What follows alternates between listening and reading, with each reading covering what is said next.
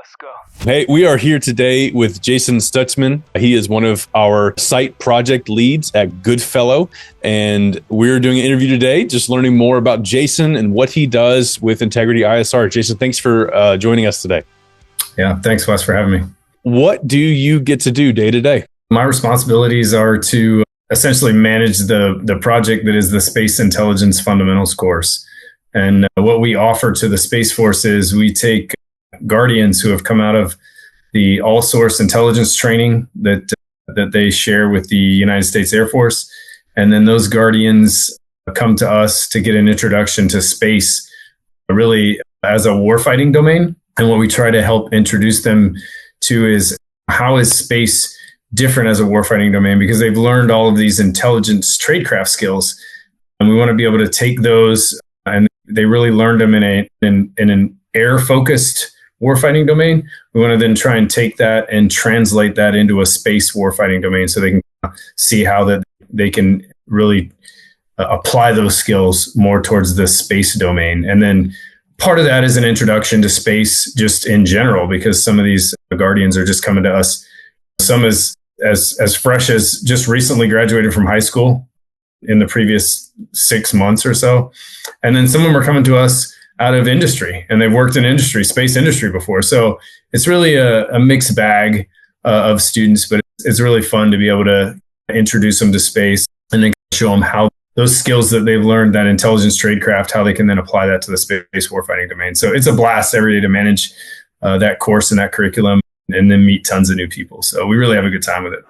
That's fantastic. There's something interesting in your history that I need to know more about. What does it mean to be a Lean Six Sigma black belt? Okay, so Lean Six Sigma deals with, it's really process engineering, I guess, if I had to sum that up. It comes out of a couple of different disciplines, Six Sigma being something I think was introduced by GE and Jack Welch, and then Lean, really the Toyota way in Toyota manufacturing. But both of those have to do with really lean manufacturing.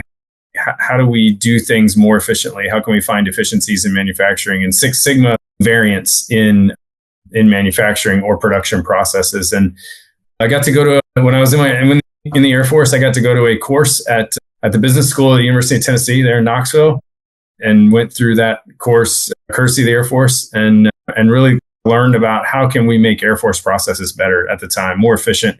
That's what we were trying to do. And I was working largely in logistics then, logistics and maintenance. And so it was really easy to apply to some of those processes. And then, so the Air Force was also trying to apply it to larger transactional processes as well, too. So how do we remove variance? How do we create efficiencies? So it's a large school of discipline, but I learned to be a what they called a master practitioner at the time. Did an internship with industry there a little bit as well. And that was just awesome. From a business standpoint, from a manufacturing standpoint, and really just from a process standpoint in general, it really helps you see things differently and look for ways that you could do things better, faster, safer, more reliable, and more efficient, really. So it was an awesome experience. And I would recommend that if anybody ever gets an opportunity to do something like that, I'd jump on it, because it really taught me a ton about that. Can you tell me about how your journey from military intelligence and logistics to your current role at Integrity ISR happened? What key experiences shaped your approach to training and leadership? Yeah, I started this journey, 30 years ago. It just, as a young, wide-eyed kid coming out of high school, hey, man, this Air Force thing sounds cool. Enlisted and found my niche in the intelligence community. Got to do a bunch of different things, see a bunch of different stuff, different processes, different intelligence disciplines. And then from there, had an opportunity to receive a commission, and then returned to the Air Force as a commissioned officer, working in the maintenance and logistics world. So I got to be around the flight line with aircraft maintenance, and then work on major command staff in the Air Force, and seeing how strategically across the Air Force we do processes and take care of big muscle movements as a service, and then getting the chance to come back to intelligence, and then all of these different stops. And you look back on it and you go, man, like all of these different things, the experiences that you take with you from just not just an operations perspective, you get to see leaders in action, and you get to you get leadership, professional development training, and you get these courses. And it's just looking back on it all, it just culminated in a career that was just, there's no one right path that gets you to a leadership position. But then at the end of the career, you find yourself among your peers and you're like, hey, we're all kind of leading organizations now. And then post-retirement, just looking around at different opportunities. I really enjoyed the last few years of my active duty time when I was working with intelligence training and saw some opportunities to continue that. And so when Danielle reached out to me and said, hey, I've got this training opportunity, I was like, hey, this sounds cool. This sounds right up my alley. I think, yeah, you're right, Danielle. I'm uniquely positioned for this opportunity. And yeah, I think this would be a lot of fun to do and go work with training this next generation of space professionals on these intelligence skills. Today, you're a training facilitator at Goodfellow, right? Yeah. And in doing that, you have a range of students. You talked about from people who are fresh out of high school to people who are a little bit older on the spectrum. Sure. What does it look like for you and how you approach your training for those different ages? Is it the same for all, or do you find a catered experience? Yeah, so I feel like one of the best skills, and I don't like to call it an instructor, I do like to call it a facilitator, particularly with the style of training that we execute here. It's more seminar style, where you put some of the onus then goes on to the student as an engaged learner, somebody who wants to actually better. So sometimes they may have to do a little bit of research on their own, or they may have to do some reading or some study on their own. But then really as a facilitator, the expectation is you guide them through that learning process. And one of the things I like most about that is every learner has different needs, right? Some may be visual learners, or some may be, they need to tactile, or it'll vary across the board. But at the end of the day, one of the things I learned as a leader during my time in the military is taking care of people is still the foundational thing that you need to do. And if you take care of people and show people that you care about their success, those people then care about what you know, right? And I had somebody tell me that one time, a leader that I worked for said, they don't care what you know until they know that you care. And I feel like if you can show the individual learner, hey, I have a vested interest in your success. Like, I want to see you win. I want to see you succeed. When you give that to the individual learner, they in turn develop a bit of a trust with you. And then they don't think you're just there for a paycheck. You're like, hey, this person's really there to help me learn and to help me understand this material better. So it helps develop a rapport and then build a dialogue. And then from there, each individual learner may be a little bit different. You can feel them out, build common ground, and then it helps you connect with that person and then figure out what it is they need in order to get to a level of understanding that you're trying to achieve out of whatever that course or curriculum may be. And I've used that approach over probably the last decade and a half in my experience with training. And it's worked. It's just worked for me, right? Just treat people like people, be genuinely interested in people. And folks know, they know if you're playing the game, or if you're sincere, or they can tell the difference between those two. I'm a people person first. And then from there, I've found success. And largely everything I've attempted is, as long as you take care of people first, then you'll be largely successful with it. And it's worked really well in training. In your experience so far, do you have a favorite story of a transformation you saw of a student, or something that was great in reflection of the training?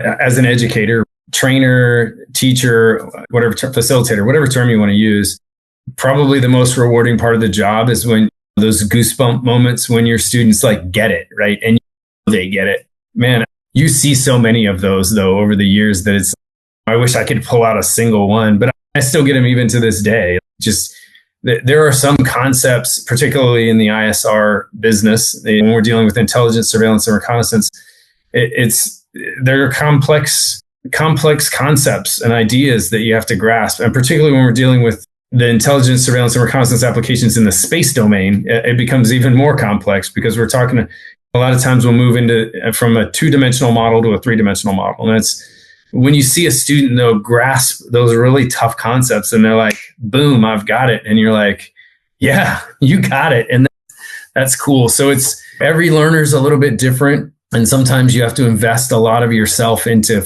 I'm chasing down whichever methodology is going to work best for you to help you understand this. But when you pour yourself into a student or into a class and you see them get it, and then they go win and they go be successful.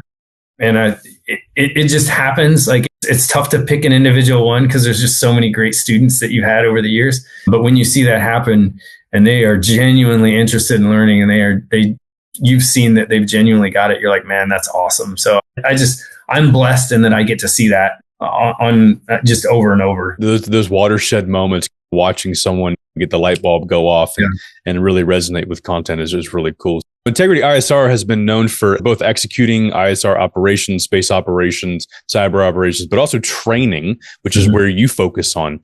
With the dual capability, how do you feel like that gives Integrity ISR as a company a competitive edge?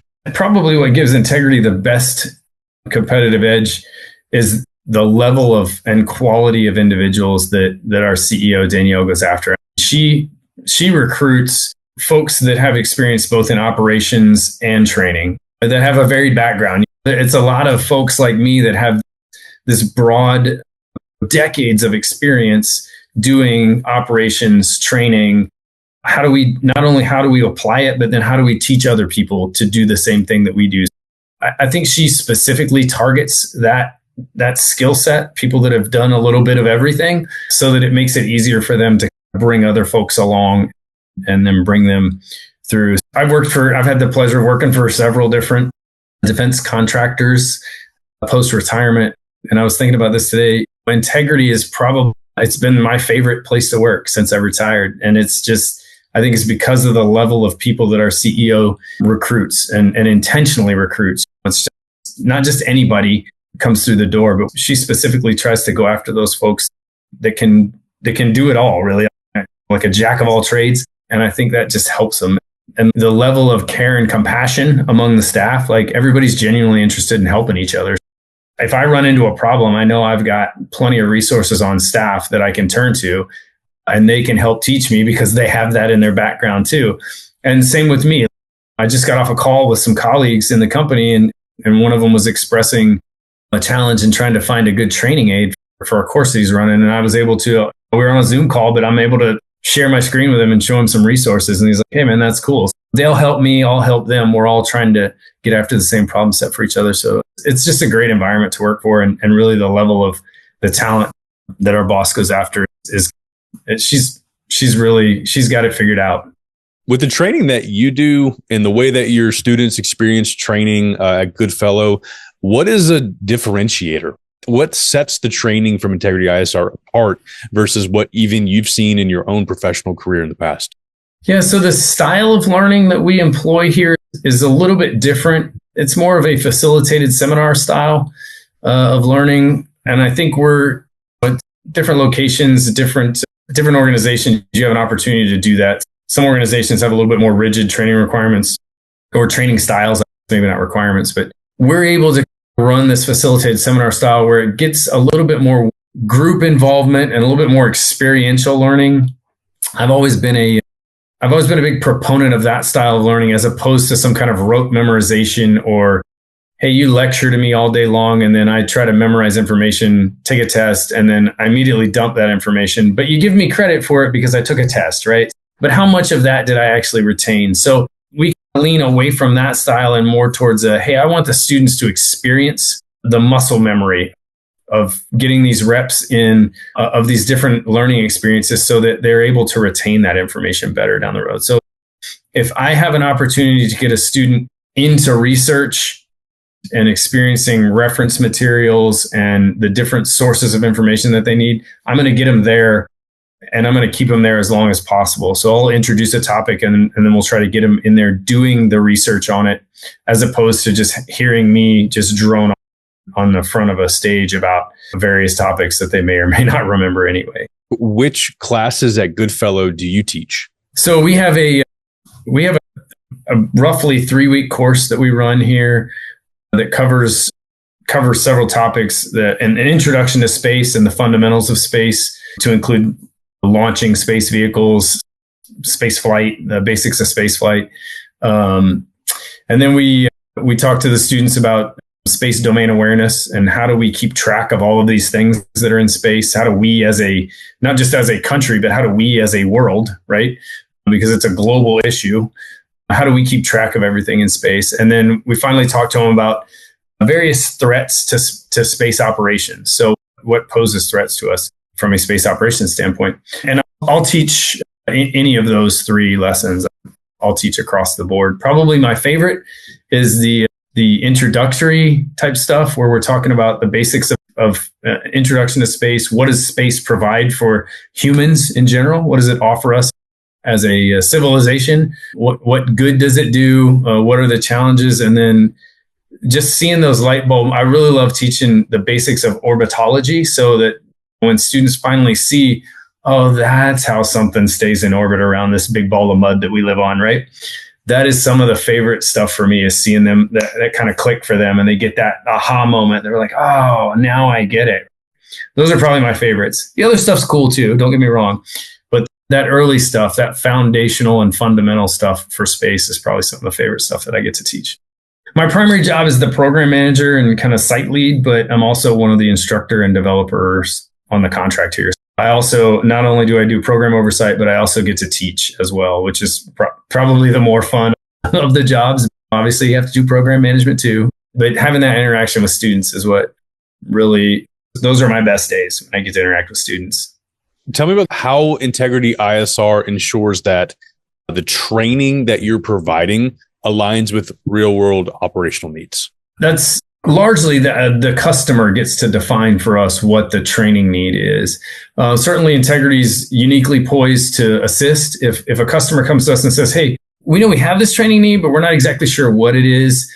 Because of the experience we have on staff, we can certainly provide a training needs analysis for a customer.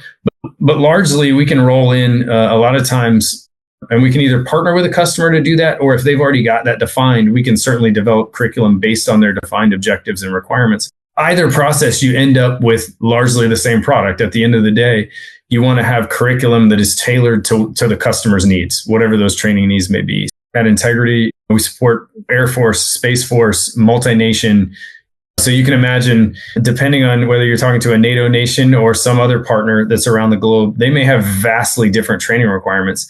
At the end of the day, we can either help them develop their objectives out based on what it is they're trying to accomplish, or they may come to us with objectives. But once we get that product in hand, and once we know what those training objectives are, really it's how do I accomplish this training objective in a manner that is most meaningful for a student, and in a way in which that student will retain that information and be able to apply it on down the road, rather than just, the last thing I want to see is, I don't want to spend time with a student and then they just store and dump information.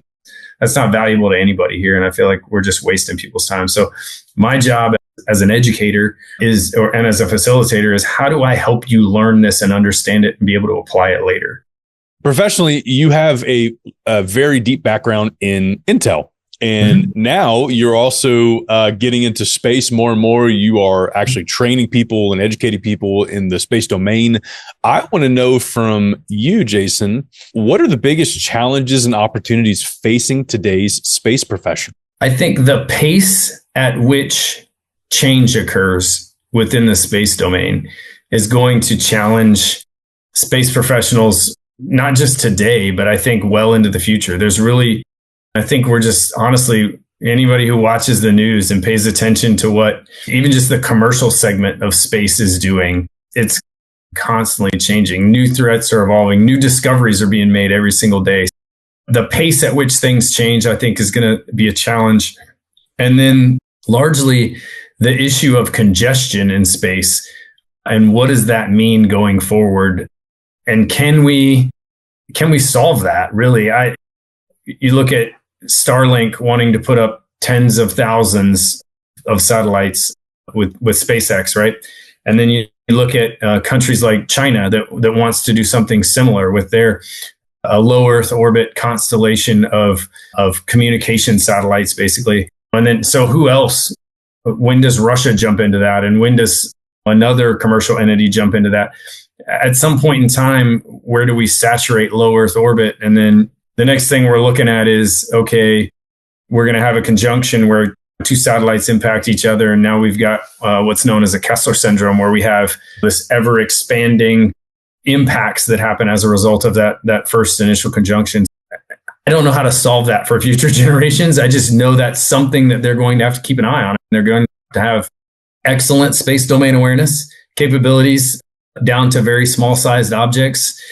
And then they're going to need to be able to apply the best and brightest to try to solve problems in space that are just not going, this is not going to go away. The application there and the benefit for humanity is so great. And then also you have the other applications for militarily, right? Those provide distinct advantages that just the United States, our partners, our allies, and then our adversaries, they're not going to abandon those. It's just way too valuable. So the challenges with space, it's probably similar to some of the challenges we face with cyber. Everybody wants it. We do have some limited resources. And so those are going to pose challenges to space professionals now and in the future. What role do space intelligence professionals such as yourself play in modern multi-domain operations? And how does Integrity ISR prepare them for these challenges? So the space intelligence professional's job is really to be an expert on those threats to friendly and allied operations, right? So I need to be an expert on really my adversaries. And I also need to understand the risks just posed in that environment as well, too, because space is not a hospitable place, right? So I need to understand the risks posed in that environment, and then also the risks posed by my adversaries or those who might want to challenge the advantages or take away the advantages that I get from capabilities in space. So as a space intelligence professional, I need to be an expert on those. I need to be an expert on that environment. I need to be an expert on the effects of that environment. And then I need to be an expert on the adversary and the risks that they pose to me. How do you do that? You need to be able to stay on top of current events. What is going on? What's launching? What's on orbit? What capabilities are up there? And then I also need to be abreast of the effects in the domain that are happening. Cosmic radiation is a problem, right? Solar flares, that's a problem. Space weather is a problem. So I need to be able to maintain situational awareness of that environment as well, too. And some of that is technology helps me do that. So I'm a part of that as a space intelligence professional. I may be involved in the acquisition of those systems that help me maintain space situational awareness. I may be involved in helping bring that information to a decision maker so that that then informs their future acquisitions planning for systems or capabilities. Really, I offer that expertise in the space domain that maybe a decision maker doesn't have the time to invest because they're busy taking care of their business. Really, I see a competent space intelligence professional as a trusted advisor for our key decision makers, and they offer that unique perspective to them to help them then make better informed decisions regarding security, safety, opportunity, sustainability, things of that regard. As a leader at Integrity ISR, specifically at Goodfellow, how do you foster a culture of excellence and innovation within your team?